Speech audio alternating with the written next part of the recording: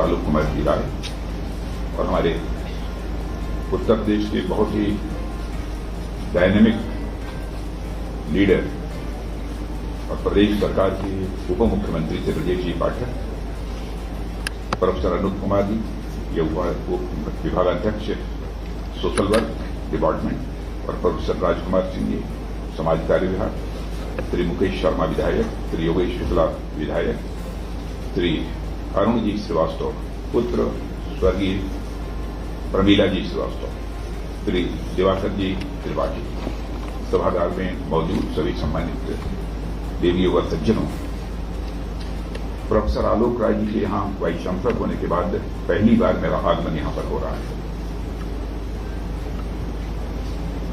पहली बार आया हूं, और वैसे इसके पहले मुझे जानकारी मिली कि प्रोफेसर आलोक कुमार राय ने अपने वाइस चांसलर रहते हुए जो इस विश्वविद्यालय को शिक्षा जगत में एक हाइट दी है, जो ऊंचाई दी है, उसके लिए मैं उनको अपनी तरफ से हार्दिक बधाई देना चाहता हूं।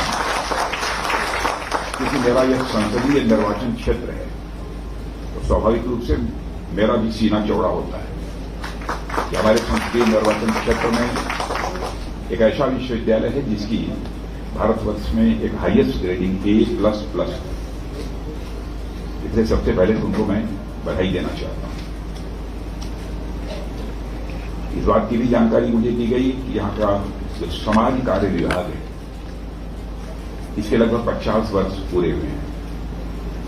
स्वर्ण जयंती वर्ष अभी हाल में ही समाज कार्य विभाग ने ये मनाया है। ऐसी जानकारी अनूप कुमार जी, जो इसके विभागाध्यक्ष हैं, उन्होंने दी है। सच्चाई है, अपनी कमी स्वीकार भी करना चाहिए। सोशल वर्क डिपार्टमेंट भी होता है, सोशियोलॉजी डिपार्टमेंट तो मैं जानता था, लेकिन सोशल वर्क डिपार्टमेंट होता है, इस बात की जानकारी मुझे नहीं थी। और मैं समझता हूं जिन विश्वविद्यालयों में, जिन शिक्षण संस्थाओं में सोशल वर्क डिपार्टमेंट नहीं है, तो वहां सोशल वर्क डिपार्टमेंट होना चाहिए।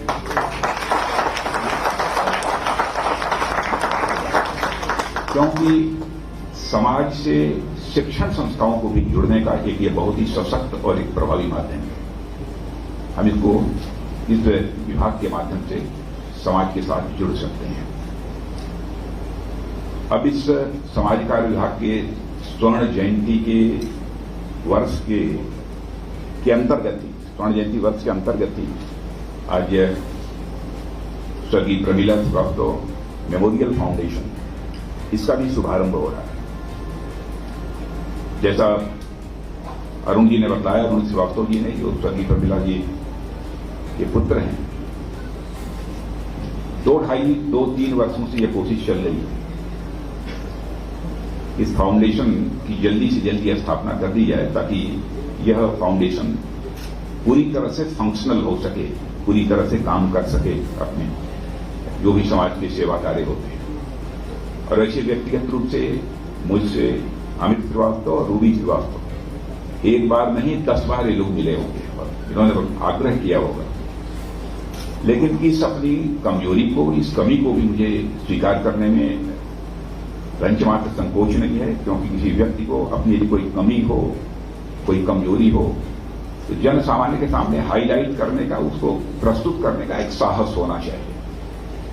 मैं लखनऊ का सांसद हूं, लेकिन प्रमीला जी के बारे में मैं अच्छी तरह जानता नहीं। जब मैंने इसके संबंध में जानकारी हासिल की, तो सचमुच मैंने स्वयं को गौरवान्वित महसूस किया कि हमारे संसदीय निर्वाचन क्षेत्र में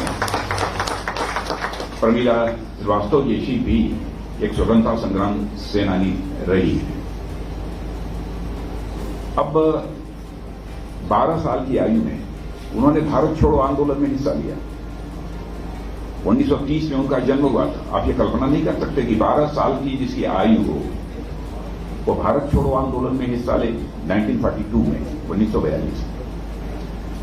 कहीं न कहीं उनके अंदर भी, चाहे परिवार के द्वारा अथवा जहां रहती थी वहां के परिवेश के माध्यम से, एक आग बचपन में ही पैदा हो गई थी कि भारत आजाद होना चाहिए, भारत माता के पैरों में पड़ी दास्ता की बेड़ियां कटनी चाहिए।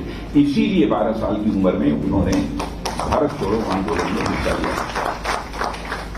मैं यह सोचने लगा कि परिवार के बारे में बहुत अधिक मुझे जानकारी नहीं थी कि हमारे अरुण श्रीवास्तव जी के पिताजी कैसे थे, परिवार पूरा कैसा था, इसके बारे में बहुत अधिक जानकारी मुझे नहीं थी। तो मुझे यह बतलाया गया कि वो इलाहाबाद में रहती थी और इलाहाबाद में शायद अल्फ्रेड पार्क के सामने उनका मकान था। यह सच है, अल्फ्रेड पार्क के सामने उनका मकान था। तुरंत मैं जहां पहुंचना चाहिए वहां मैं पहुंच गया, क्योंकि मेरे ध्यान में यह बात आई कि अल्फ्रेड पार्क वही जगह है जो कि हमारे देश के जो स्वतंत्रता सेनानियों का एक प्रमुख केंद्र हुआ करता था। और उसी अल्फ्रेड पार्क में चंद्रशेखर आजाद को जब अंग्रेजों ने घेर लिया था, उनके सुरक्षा गार्डों ने, और उनके ऊपर गोली चलाई जा रही थी, तो उसी अल्फ्रेड पार्क में चंद्रशेखर आजाद अपनी रिवाल्वर की गोलियों से उन अपने दुश्मनों को भूनते रहे।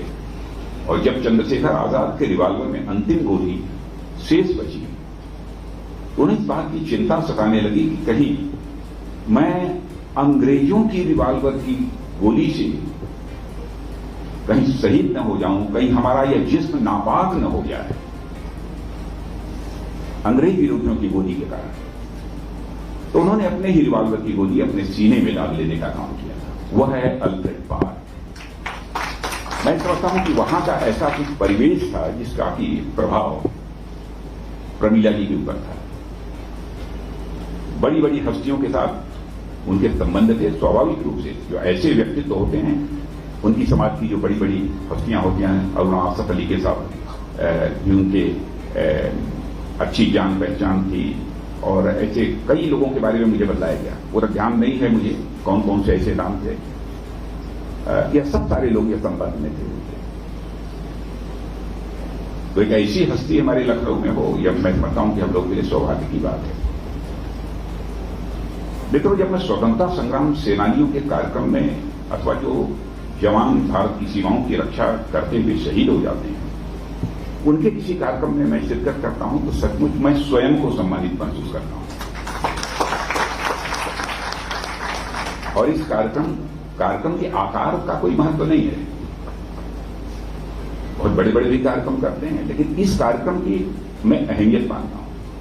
आकार से मुझे नहीं लगता, कितने लोग हैं, क्या है, कैसे है, इसका मेरे लिए कोई महत्व नहीं है। मैं प्रमीला श्रीवास्तव जी की स्मृति को नमन करने के लिए आया हूं, एक स्वतंत्रता संग्राम सेनानी की स्मृति को नमन करने के लिए आया हूं। यह हमारे लिए महत्वपूर्ण है। और जैसा मैंने बताया कि इस प्रकार के कार्यक्रमों में मैं जाता हूं तो स्वयं को मैं सम्मानित महसूस करता हूं। और देश के स्वतंत्रता संग्राम सेनानियों के बारे में मुझे कुछ ज्यादा कहने की आवश्यकता नहीं है।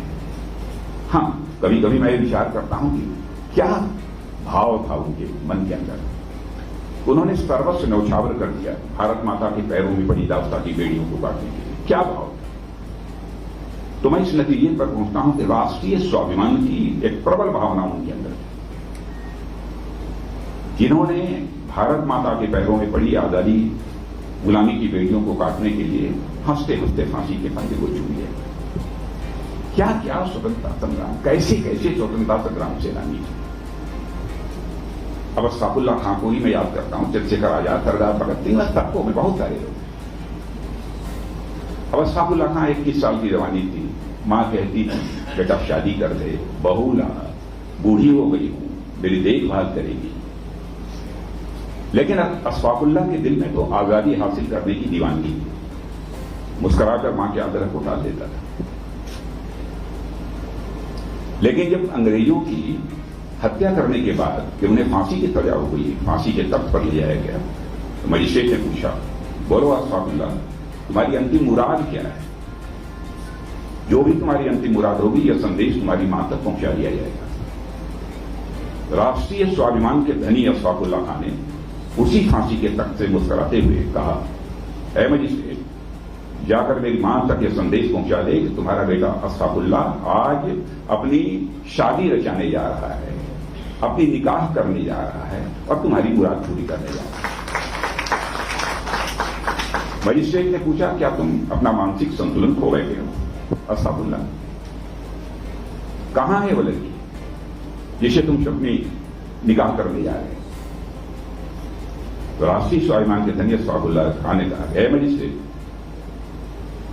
मैंने मानसिक संतुलन नहीं खोया, तुम मानसिक संतुलन खो बैठे, क्या तुझे दिखाई नहीं देता है? देखो ये जो फांसी का फंदा है, यही है हमारी वो महबूबा, इसको मैं अपने गले से लगाने जा रहा हूं, इसके साथ में शादी ले जाने जा रहा हूं। ये है प्रखर राष्ट्रीय स्वाभिमान की भावना, और इसी प्रखर राष्ट्रीय स्वाभिमान की भावना के कारण ही लाखों लाख की संख्या में लोगों ने अपनी सारी जिंदगी खपा दी। और लखनऊ का यहां तक ये प्रश्न है, लखनऊ एक बहुत बड़ा केंद्र ये स्वतंत्रता संग्राम सेनानियों का रहा है।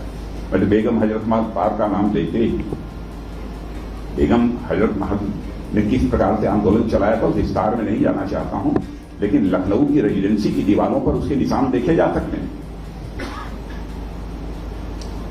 और लखनऊ के लोगों को शायद लखनऊ की हिस्ट्री की जानकारी न हो। यहीं पर शायद 1916 में एक कांग्रेस का अधिवेशन हुआ था। बिहार से आए हुए एक व्यक्ति ने उसी समय आवाज उठाई थी कि चंपारण में किसानों के साथ किस प्रकार का जुल्म और अत्याचार हो रहा है। तो उसी समय महात्मा गांधी भी मौजूद थे, उन्होंने कहा कि मैं चंपारण जाऊंगा। 1916 की बात है, 1916। और 1917 में 1917 में महात्मा गांधी सिर्फ चंपारण गए, और चंपारण गए तो उन्हें आदेश मिला कि आप चंपारण छोड़ के बाहर चले जाओ। तो उन्होंने एक सेंटेंस कहा था, I intend not to obey this order, मैं इस आदेश को नहीं मानना चाहता हूं। देखिए, अब कोई ये कहेगा इतने माइल्ड टोन में क्यों कहा? महात्मा गांधी यह भी कह सकते थे,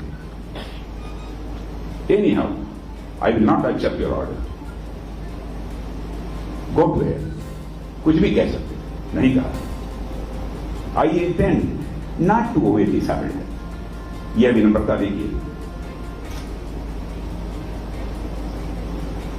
मैं सोच रहा हूं, हमारी इच्छा है कि मैं इस आदेश को न पालन करूं। जो विनम्र होता है, शालीन होता है, वही फॉर्म कन्विक्शन का होता है, उसी के पास दृढ़ इच्छा शक्ति होती है। विनम्रता थी, शालीनता थी और दृढ़ इच्छा शक्ति के भी धनी महात्मा गांधी थे। उदंड व्यक्ति कभी दृढ़ इच्छा शक्ति का धनी नहीं हो सकता। स्वतंत्रता संग्राम सेनानियों से यह बात भी हमको सीखनी चाहिए। आप उठाकर बहुत सारे ऐसे स्वतंत्रता संग्राम सेनानियों के इतिहास को पढ़िए, अंग्रेजों से चाहे जो कुछ भी बोला हो, अलग की बात है, जीवन में मर्यादाओं का उन्होंने ध्यान रखा है। नरम दल और गरम दल भी जो कांग्रेस के अंदर थे, समझौता ही लखनऊ की धरती पर हुआ था। कांग्रेस के जो दो दल थे, यही हुआ। और कांग्रेस और मुस्लिम लीग दोनों ने मिलकर भारत की स्वायत्तता के लिए, भारत की आजादी के लिए संघर्ष करने का भी जब डिफरेंस ऑफ ओपिनियन थी, भिन्नता थी, तो यहीं पर बात बनी थी दोनों लोगों के बीच। तो लखनऊ एक ऐसा सेंटर है। और एक स्वतंत्रता संग्राम सेनानी प्रमीला जी के नाम से यदि यहां मेमोरियल फाउंडेशन की स्थापना हो रही है और कोई कार्यक्रम हो, उसमें मैं न आऊं तो मेरा भी दुर्भाग्य होता ना, यदि मैं कार्यक्रम में आया था। और मैं कह सकता हूं, मैं जितना अमित को और रूबी श्रीवास्तव दोनों को देखता हूं, जिस तरीके से सोशल एक्टिविटीज में इन्वॉल्व रहते हैं, हमारी कोई ज्यादा बातचीत नहीं होती थी, लेकिन आता था कि मैं चुपचाप बैठा रहता था दिल्ली में, ये लोग आते थे 5 मिनट 10 मिनट में अपनी बात ये कर रहे हैं, चुपचाप मैं सुनता था, फिर नमस्ते चले जाते थे।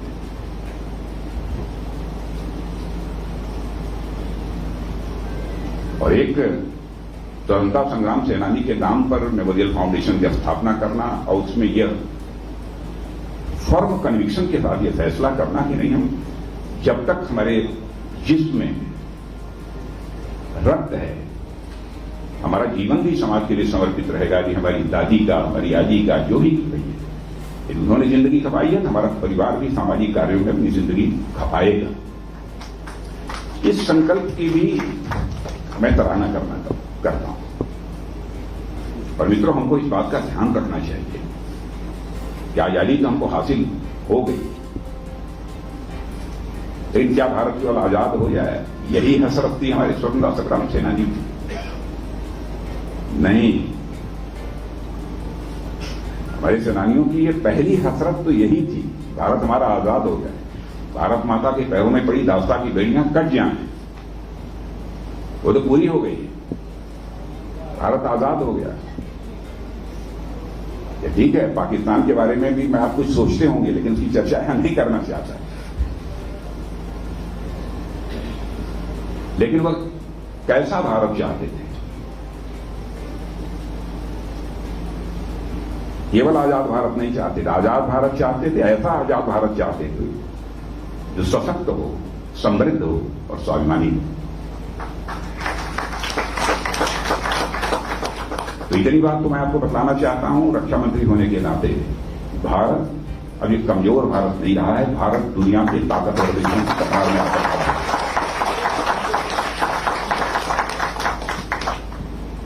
और भारत के स्वाभिमान पर यदि कोई चोट मारने की कोशिश करेगा तो उससे निपटने की हमारे अंदर ताकत है। देश को मैं आश्वस्त करना चाहता हूं,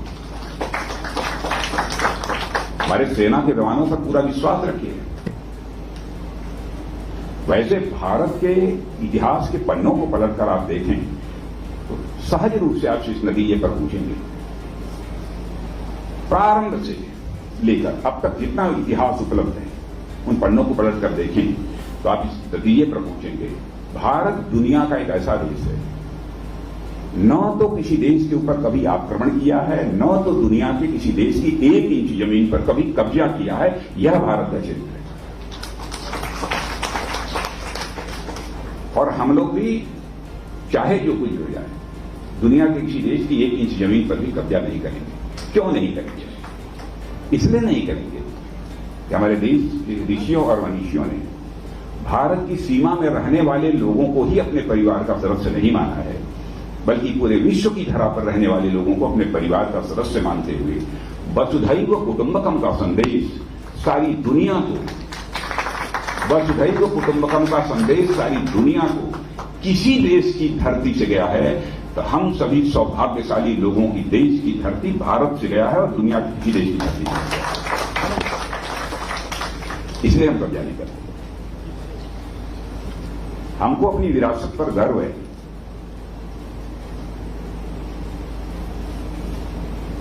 इसलिए कब्जा नहीं करना चाहते। लेकिन हाल फिलहाल जो कुछ भी हुआ है, अब जैसे हमारे फोर्स के पैरामिलिट्री फोर्सेस के जवान थे, जब मैं होम मिनिस्टर था उस समय भी कुछ आतंकवादी आ गए, अपना सीधे तो नहीं लड़ाई लड़े, छुप के बात करते, हमारे कुछ पैरामिलिट्री फोर्सेस के जवानों को मार डाला। उरी और पुलवामा की घटना, डिटेल में नहीं जाना चाहता। उसके बाद आपने देखा प्रधानमंत्री जी हम 2-3 लोगों को बुलाया, चटपट फैसला किया, और उसके बाद हमारे देश की सेना के जवानों ने भारत की धरती से नहीं, उनकी धरती पर जाकर सर्जिकल स्ट्राइक और एयर स्ट्राइक करके उनको मुंहतोड़ जवाब देने का काम किया। ये है भारत की ताकत। इंडो चाइना जो स्टैंड ऑफ था, बस उस संबंध में बहुत ज्यादा मुझे नहीं बोलना चाहिए, फिर नहीं बोलूंगा। इतना ही कहना चाहूंगा, हम सभी को अपने देश की सेना के जवानों पर नाज होना चाहिए, जिस शौर्य और पराक्रम का इजहार करके दिया है। शायद पहली बार इस तरीके से इंडो चाइना स्टैंड ऑफ में भारत की सेना के जवानों ने अपना शौर्य और पराक्रम दिखाया। बहुत सारे लोग कंफ्यूजन क्रिएट करने की कोशिश करते हैं, लेकिन सामान्यतः जीवन में कुछ मर्यादाओं का मैं पालन करता हूं। राजनीतिक क्षेत्र में रहते हुए भी अथवा किसी ओहदे पर रहते हुए भी मर्यादाएं किसी भी सूरत में नहीं टूटनी चाहिए। इसलिए मैं बोलता उसके बारे में नहीं। इसलिए मैं कहना चाहता हूं कि इस संबंध में पूरे देश को पूरी तरह से आश्वस्त रहना चाहिए। और देश तो आप देखा जाए तो आर्थिक दृष्टि से समृद्धि की जहां तक, प्रॉस्पेरिटी की जहां तक बात है, उस दृष्टि से हमारा देश आगे बढ़ रहा है। और आज सीना ठोक कर आप कहिए डंके की चोट पर कुछ लोग कहते होंगे महंगाई बढ़ गई, ये हो गया, वो हो गया। महंगाई केवल भारत में ही नहीं बढ़ी है मेरे बहनों भाइयों। कोविड पैंडेमिक के बाद इसका असर दुनिया के सभी देशों में हुआ। लेकिन आप ये कह सकते हो चीना डॉक्टर की फास्टेस्ट ग्रोइंग इकोनॉमी आज भी दुनिया की कोई देश है तो हमारा देश भारत। सर्वाधिक तेजी से आगे बढ़ने वाली अर्थव्यवस्था भी दुनिया की देश की है इस समय तो भारत। कोविड पैंडेमिक के बाद वी शेप्ड रिकवरी हमारे देश की हो रही है, इकोनॉमी की, देश की अर्थव्यवस्था।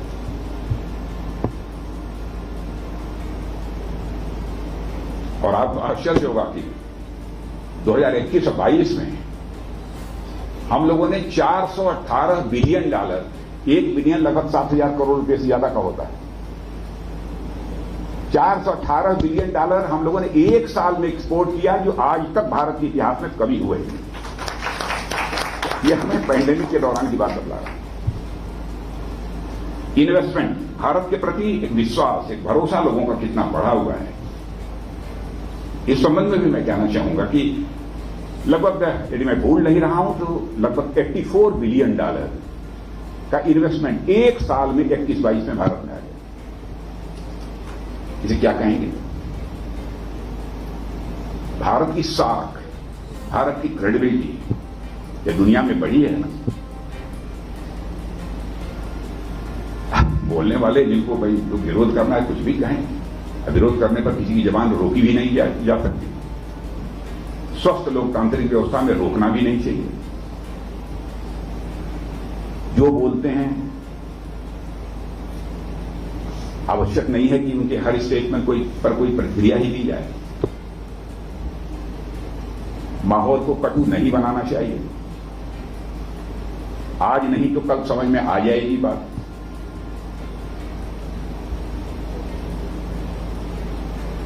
और आज हमारी $3 ट्रिलियन से बड़ी बड़े देश की अर्थव्यवस्था हो गई है। मुझे लगता है कि हमारे प्रधानमंत्री जी मोदी जी ने जो टारगेट सेट किया है 2047 तक का, मुझे लगता है जैसे हमारा देश आगे बढ़ रहा है और सारी दुनिया में अधिकांश, मैं लगभग हर महीने 2 महीने पर दुनिया के किसी न किसी 1-2 देशों में, 3 देशों में मुझे जाना पड़ता है, क्योंकि जो डिप्लोमेसी होती है, जो कूटनीति होती है दुनिया के अन्य देशों के साथ, वो ज्यादातर डिफेंस डिप्लोमेसी ही होती है। मुझे जाना पड़ता है। भारत की साख जैसी बढ़ी है दुनिया के देशों में, अब आप ये कहेंगे भारत की साख कैसे बढ़ी? मैं सच बताऊं, पहले इंटरनेशनल फोरम पर भारत पहले कुछ बोलता था, दुनिया गंभीरतापूर्वक उसकी बात को सुनती नहीं, बात आई गई हो गई। लेकिन आज यदि भारत इंटरनेशनल फोरम पर कुछ बोलता है तो कान खोलकर लोग सुनते हैं कि भारत बोल क्या रहा है। यह है भारत।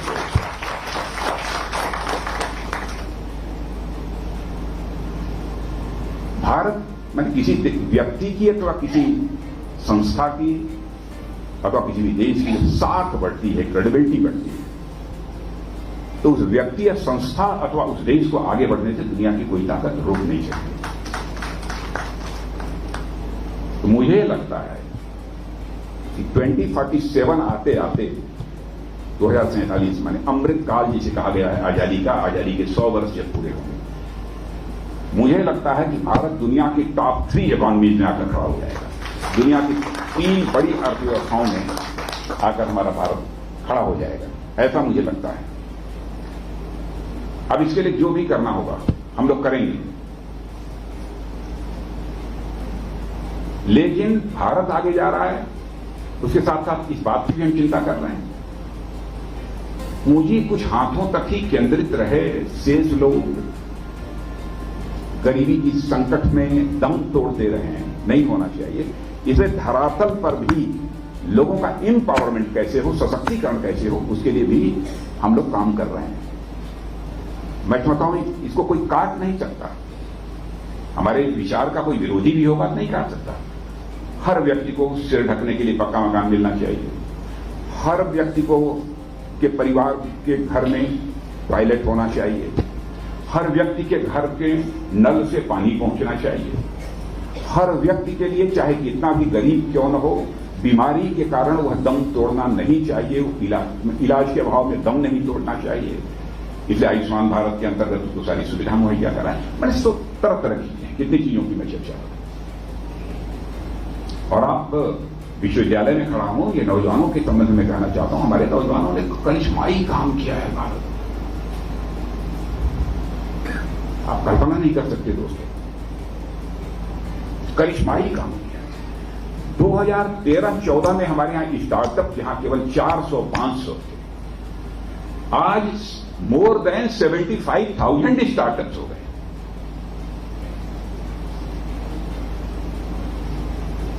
चार 500 से 8 वर्षों में बढ़कर मोर देन 75,000 स्टार्टअप्स। और यूनिकॉर्न आप लोग नहीं जानते होंगे, शायद बहुत कम लोग जानते हैं। यूनिकॉर्न उनको कहते हैं जिनके पास की स्टार्टअप जो थोड़ा बहुत करोड़ 2 करोड़ रुपया लगाकर अपना कुछ इनोवेशन, इधर उधर रिसर्च का काम करते, कोई नई चीज इजाद कर लेना, तैयार कर लेना, ऐसा काम करते हैं। तो आप सबको आश्चर्य होगा, ऐसे यूनिकॉर्न माने करोड़ 2 करोड़ 4 करोड़ 10 करोड़ 20-50 करोड़ या लगा के जिन लोगों ने अपना काम शुरू किया है, और उनकी पूंजी 7,000 करोड़ रुपए से अधिक हो गई है, माने $1 बिलियन से भी अधिक हो गई, उनको यूनिकॉर्न कहते हैं। तो जिन लोगों ने स्टार्टअप प्रारंभ किया था, उनमें लगभग आज 105 हमारे यूनिकॉर्न हो गए हैं, यानी उनकी पूंजी $1 बिलियन से अधिक की हो गई, 7,000 करोड़ रुपए से अधिक हो गई। अब आप ये कहेंगे कि 74 पे सब सारी बातें करने का क्या औचित्य है?